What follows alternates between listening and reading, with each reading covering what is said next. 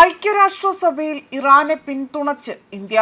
ഐക്യരാഷ്ട്രസഭയുടെ മനുഷ്യാവകാശ കൗൺസിലിൽ ഇറാന് അനുകൂലമായി തന്നെ ഇന്ത്യ വോട്ട് ചെയ്തു എന്ന റിപ്പോർട്ടുകളാണ് ഇപ്പോൾ പുറത്തു വന്നിരിക്കുന്നത്.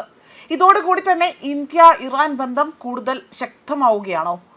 ഈ ബന്ധത്തിൽ വലിയ രീതിയിലുള്ള അമ്പരപ്പ് വിട്ടുമാറാതെ തന്നെ ട്രംപ് ഇന്ത്യക്ക് മേൽ അടുത്തതായി തന്നെ എന്ത് പ്രഹരമാകാം നൽകും എന്ന് ഉറ്റുനോക്കിയിരിക്കുകയാണ് ഇപ്പോൾ ലോകരാജ്യങ്ങൾ.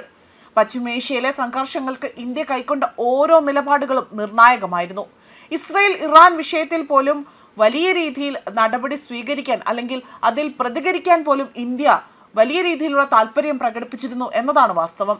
എന്നാൽ ഇന്ന് സ്ഥിതി മറിച്ചാണ്. അമേരിക്കൻ പ്രസിഡന്റ് ഡൊണാൾഡ് ട്രംപ് മനഃപൂർവ്വം തന്നെ ഇറാനെ ലക്ഷ്യം വെക്കുകയാണോ എന്ന ചോദ്യങ്ങൾ ഉയർന്നിരുന്നു. എന്നാൽ ഇതിന് തക്കതായ മറുപടിയായിരുന്നു ട്രംപ് സമീപ ദിവസങ്ങളിലായി തന്നെ നൽകിയത്.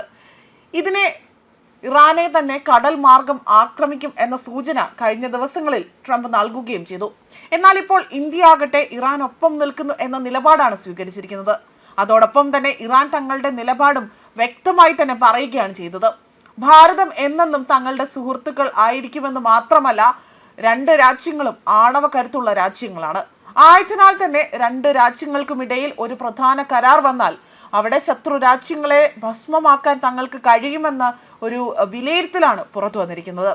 ഇന്ത്യയുടെ ആയുധങ്ങൾ അവിടെ വലിയ രീതിയിൽ കളത്തിലിറങ്ങിയാൽ പിന്നെ ശത്രു തകർന്ന് തരിപ്പണമാകുമെന്നതിനും സംശയമില്ല എന്നും ഇവിടെ ഒരു വിലയിരുത്തൽ പുറത്തു വരുന്നു. അതേസമയം ഐക്യരാഷ്ട്രസഭയുടെ മനുഷ്യാവകാശ കൗൺസിലിലാണ് ഇറാനെതിരായ പ്രമേയത്തിൽ, അതായത് ഈ ഒരു പ്രമേയത്തിൽ ഇന്ത്യ എതിർത്തുകൊണ്ട് വോട്ട് ചെയ്തിരിക്കുന്നത്.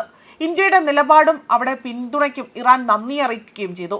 ഇന്ത്യ ഉൾപ്പെടെ ഏതാനും ചില രാഷ്ട്രങ്ങൾ അവിടെ എതിർത്തെങ്കിൽ പോലും ഭൂരിപക്ഷ രാജ്യങ്ങളോട് പിന്തുണയോടുകൂടി തന്നെ ഇറാനെതിരായ പ്രമേയം അവിടെ പാസ്സാക്കുകയാണ് ചെയ്തിരിക്കുന്നത്. പ്രമേയത്തെ 25 രാജ്യങ്ങളാണ് അനുകൂലിച്ചത്. 7 രാജ്യങ്ങൾ അതിനെ എതിർത്തു.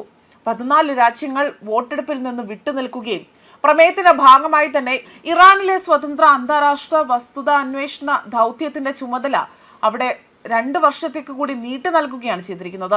ഇറാനിലെ മനുഷ്യാവകാശത്തെക്കുറിച്ചുള്ള പ്രത്യേക റിപ്പോർട്ടുകളുടെ ചുമതലയും 1 വർഷത്തേക്ക് നീട്ടി നൽകുകയും ചെയ്തു. പ്രതിഷേധങ്ങൾ കൈകാര്യം ചെയ്യുന്നതിനെക്കുറിച്ച് അടിയന്തര അന്വേഷണം നടത്തണമെന്നാണ് ഇപ്പോൾ കൗൺസിൽ ആവശ്യപ്പെട്ടിരിക്കുന്നതും.